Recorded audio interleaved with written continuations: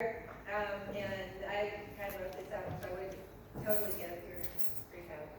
I imagine a church where everyone is welcome and valued for who they are at this moment in their life, with all their special talents as well as their faults. We all have a few of those, I'm sure. I must admit that this place is where I struggle, accepting everyone, race, gender, orientation, nationality, political affiliation, etc. It's a wonderful idea, but it's not as easy to put into action. As we say it, but we often fail. But in our failing, we learn a lot of new things about ourselves. I was raised as a middle-class child of a white military family, and I find some behaviors hard to deal with. Timeliness, neatness, and many other petty expectations separate me often from loving my neighbor fully. So often, little things will set me. I'm driving down the road at night and someone has their brakes on and I'm going, but then I remember I did that last week. Or somebody says something about someone I care about and I'm, and then I remember I did that too. So we kind of have to remember that it's part of the learning process and to evaluate how we feel about it. Because the anger, the arrogance, the fear, the frustration is what comes from losing something or not having enough or feeling that you're not part of something. And this church gives us something to be part of where we can all feel included. So I dream of a church where all of us can put aside the expectations of what should be and only see the humanity of people struggling to be what they can be and learn to accept each other for who we are at this time. I want to be a part of this church where compassion and acceptance and love dictate what we do and who we associate with. Through acceptance, we will be able to share in the growth that each of us need to experience. The sacraments of the church must be available to all of God's people. Leadership must be available to those who are called to lead. And we are all blessed to be children of God.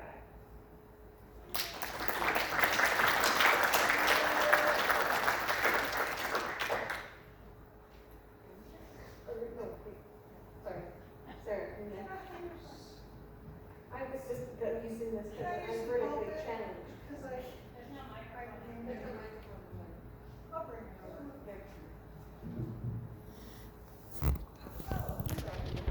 Okay, I'm tall enough, but hey, why not?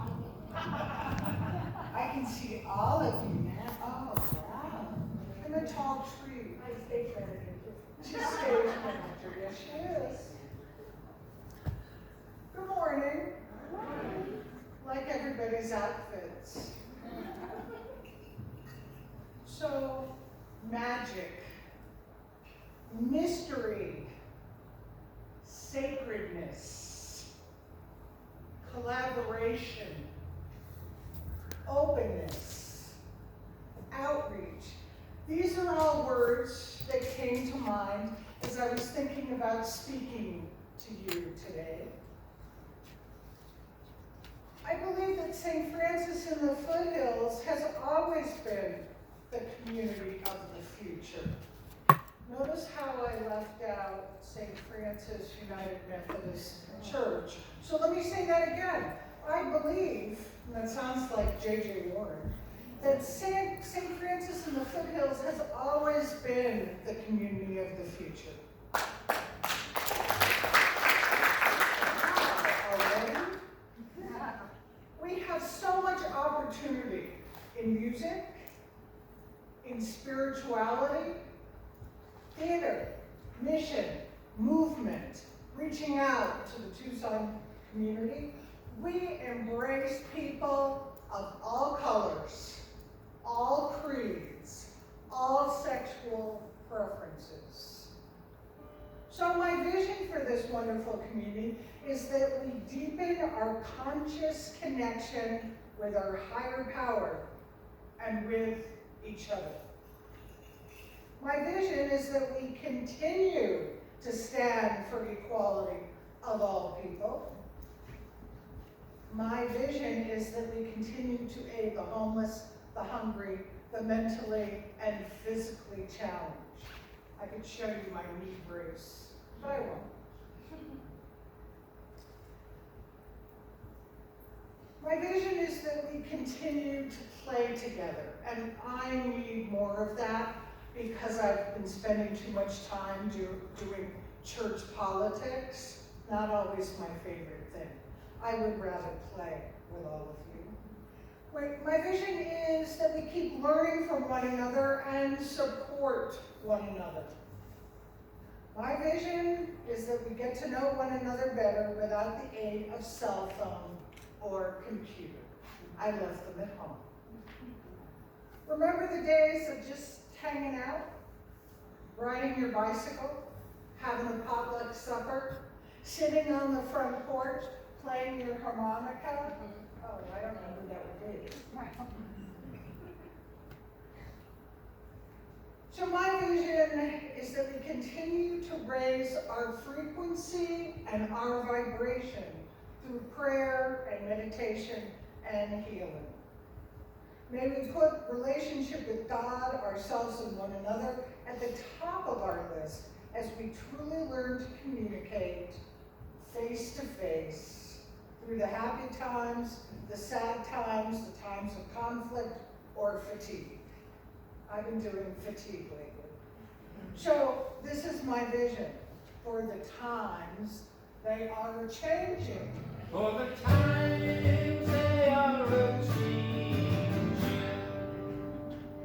We want to hear the whole song, right? That would cut into my 6 minutes. Thanks, Joe. My vision is that we continue to be on the cutting edge of new thought and practice. My vision for the Enlightened Church, or progressive spiritual community, began when I was in seminary in Boston in 1974. Yeah, I'm that old. I spent 5 years working toward my Master's of Divinity and my PhD at Andover Newton, Harvard Divinity, and Episcopal Divinity. I spent time working in parishes, hospitals, hospices, and even psychiatric facilities. Usually I just take people out to get them a hot fudge sundae. That was my way of doing psychiatry and psychology in those days. There was also a time when I left organized religion because I had had it. And I went to live on Iona, Scotland, to study with a woman named Catherine Collis, a woman that David Wilkinson also studied with. I went to study the birth of the undivided self. Okay, don't bother figuring that out. It would take a couple hours. It was there that I began to learn about Eileen Caddy, who's a spiritual teacher, who helped to found Findhorn. Anybody ever heard of Findhorn? No. No? Oh, let's go, Kate. We'll go there, I'll take it.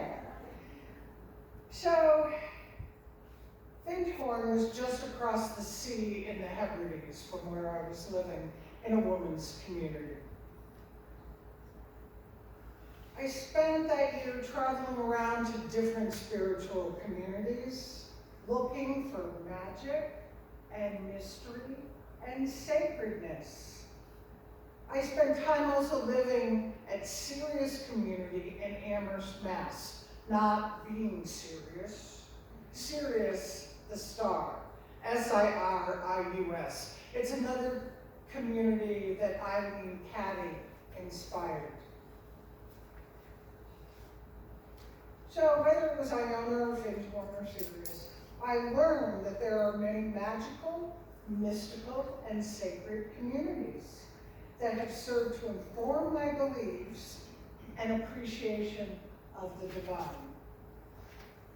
It was 25 years ago that I was introduced to St. Francis in the foothills. I was actually flown out here and interviewed for a job that I didn't get. Now I knew that St. Fran was a pioneer that continues to lead our country, the whole country. Even when I was in Massachusetts, we had heard of St. Francis in the foothills. So St. Fran was a pioneer in combating racism, sexism, homophobia, anti-Semitism. We have been the vision. And I believe we will continue to be the vision. Ben Carroll, who's a musician, ever heard of Ben Carroll? No? Okay. He's also a healer and an intuitive, and he reminds us that at this time in history, all are undergoing a great shift and change. Sometimes this shift comes with various levels of difficulty. Oh boy, I'm experiencing that. What can make this shifting feel easier is aligning ourselves with our higher purpose. We're here to help this great shift by doing work that brings our energies into alignment. Which is why I'm getting a Reiki session on Monday. Unfortunately, our society catches most of us in a program of fear and dispowerment. For many, the thing that helps us overcome this is, again, remembering our soul's purpose, or bringing ourselves back into balance, body, mind, spirit, soul. I do this by hanging out in nature or hanging out with my Labrador retrievers. Juan is my chocolate lab. I have a yellow one, a black one, and chocolate. The world of this time needs us to step out of the resonance of fear and separation and reawaken and reconnect with our intuition and with one another, without those computers. That is the transformation needed as we continue walking together with God as our guide. This is the vision I hold as we move forward to the enlightened church or enlightened spiritual community. So may you be happy. May you be at peace. May your heart be open. May you be one with love as we continue to envision together. So be it. Amen.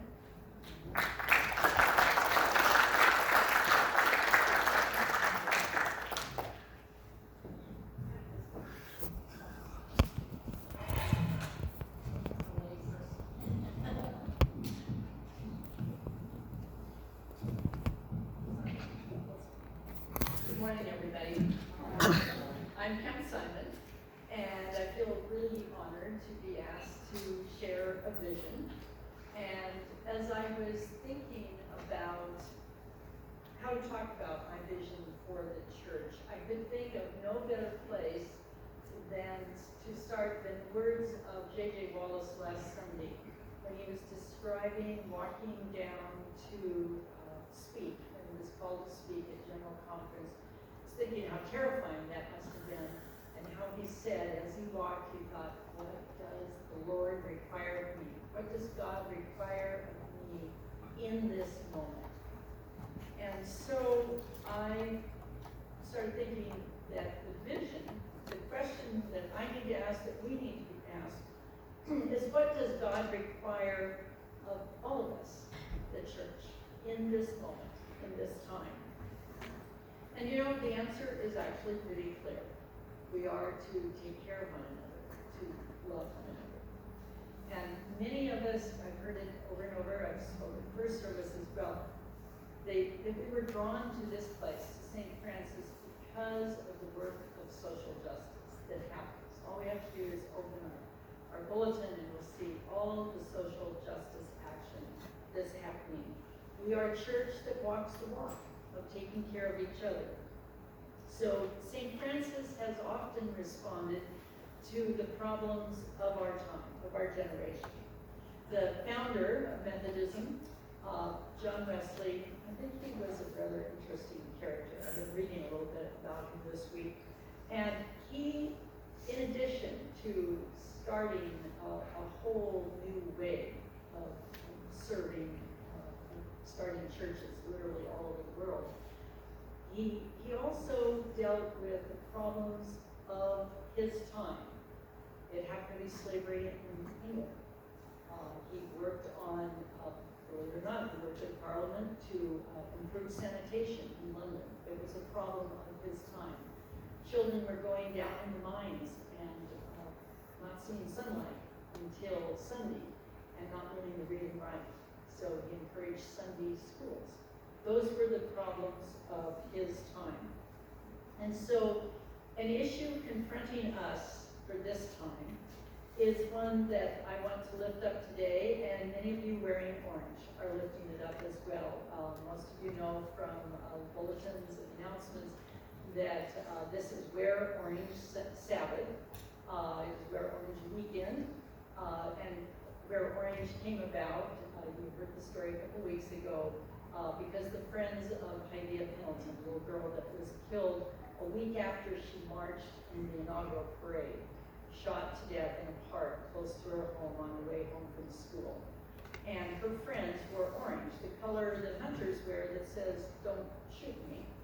And so they all wore it in her honor, and with her parents' permission, this has now become a national event. And there is a Wear Orange event tonight at St. Mark's Presbyterian Church at 6 o'clock, sponsored by the Moms Demand Action. And thank you, all of you that I see in orange. It's very affirming and inspiring.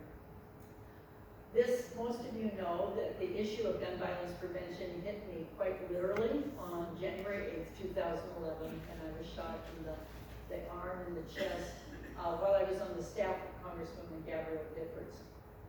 And it was working to reduce gun violence, anything to do with gun violence, was, I call it my Jonah and the whale issue. I was not particularly interested in it. I was actually a little afraid of it. And then that issue became very real to me.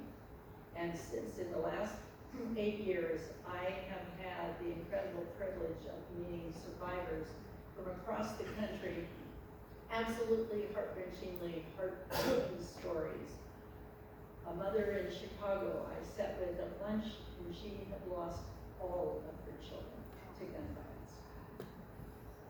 I will have the privilege this coming week of meeting with Congresswoman Lucy McBath. Her son was killed in what is known as the loud music case. Somebody yelled at him to turn down his music, and he didn't. That person reached in the glove compartment, pulled out a gun, and killed her son Jordan. Lucy and many of the others are using their voices and their stories to change things. Lucy won as a woman of color in a Georgia seat that has been held by a long time by somebody from the other party. And so it tells us that there is hope, that we do have, that we can make changes. And I have met faith leaders whose churches have warned them not to bring up the issue of gun violence, and they have spoken out anyway. Our rate of gun death, as you can see, is astronomically horrible. It's 25 times higher than any other developed nation on earth. 40,000 people a year die of gunshot, either suicide, homicide, or accidental death. 40,000 is a city every single year. Over 200,000 a year are wounded, like me, but not so lucky often as me, who, thanks to the love and prayers of all of you and good medical help, I am here. But many of the wounded are people like Gabby, who struggles every day and will continue to struggle to find the words that used to come so easily. Or my friend who lives in the Midwest, and her 12-year-old son went to a birthday party. Someone discharged a gun in the next apartment, the bullet went through the wall, and her son will spend the rest of his life in a nursing home. That's one of those 200,000. And the ripple effect of friends and family and co-workers that have been touched by gun violence is immense, goes on and on. So this is an issue of our time, and I believe that the founder of Methodism, if John Wesley was here, he would say, this is an issue we need to pay attention to. Reverend Susan Henry Crowe, who's the executive of the United Methodist Board of Church and Society, had this to say: Christ calls us to be peacemakers, which is why, along with our prayers, we must work to end gun violence. To do nothing is to be complicit in this seemingly endless terror gripping our communities. If any of you are parents and grandparents who share the terror we have of sending our children off to school, this shouldn't happen. So I'm going to ask you to take a single action tomorrow, which will keep you from being complicit. And that is, would you call our two Arizona senators, Senator McSally and Senator Sinema, and just simply say, please support background checks on all guns purchased. It's a very simple first step, and it is only a first step. So there are many, many social justice issues of our time. We tackle a lot of them here at St. Francis. Since the first days of Methodism, we have tackled the problems of our time. So my vision, I thought about this a lot, my vision for our church, and I mean not just St. Francis, our broader church, whether it be next year, 20 years from now, or 100 years from now, that we will be a body of people who respond to Christ's teaching to love one another and to work for social justice.